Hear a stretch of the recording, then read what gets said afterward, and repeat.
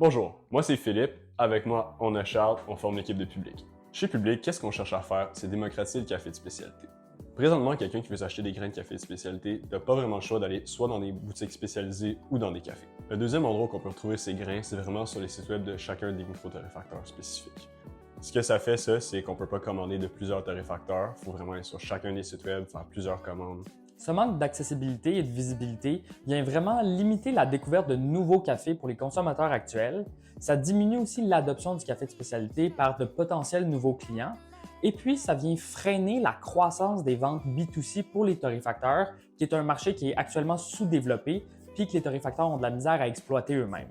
Pour remédier à ces enjeux-là, on développe un site web qui va venir centraliser tous les produits des micro-torréfacteurs du Québec, puis un jour du Canada, pour que les clients puissent vraiment retrouver tous leurs cafés préférés au même endroit. Ce qui différencie vraiment Public des autres offres sur le marché, c'est cette expérience-là de magasinage du café de spécialité en ligne qui va permettre aux consommateurs de découvrir ce que c'est le café de spécialité puis de s'éduquer sur le sujet, qui va lui permettre d'acheter vraiment tous les cafés qu'il veut sur un même site au même endroit, puis qui va même lui permettre de découvrir des nouveaux cafés. Pour bien orienter le produit qu'on voulait développer, on a vraiment pris le temps de faire des entrevues tant avec des consommateurs potentiels qu'avec des torréfacteurs pour s'assurer qu'on répondait aux besoins des deux de manière efficace. Après avoir fini la première version du site web, on est vraiment passé à faire des tests utilisateurs, autant avec des consommateurs que des torréfacteurs et des designers web, pour vraiment essayer d'itérer et d'améliorer le site avant le lancement. En ce moment, on est en train de finaliser cette deuxième version-là. D'un autre côté, on crée aussi du contenu 5 fois par semaine, autant sur TikTok, Instagram que Facebook, pour venir un peu bâtir cette communauté-là autour du café de spécialité et puis bâtir une clientèle par le fait même. Dernièrement, on a rencontré plus que 10 torréfacteurs qui sont tous en accord avec notre modèle d'affaires et avec le partage de revenus, puis qui ont démontré de l'intérêt à être intégrés sur la plateforme lors du lancement qu'on prévoit pour janvier 2025. Personnellement, je travaille dans le commerce de détail depuis plus de 10 ans, principalement dans le milieu du vélo.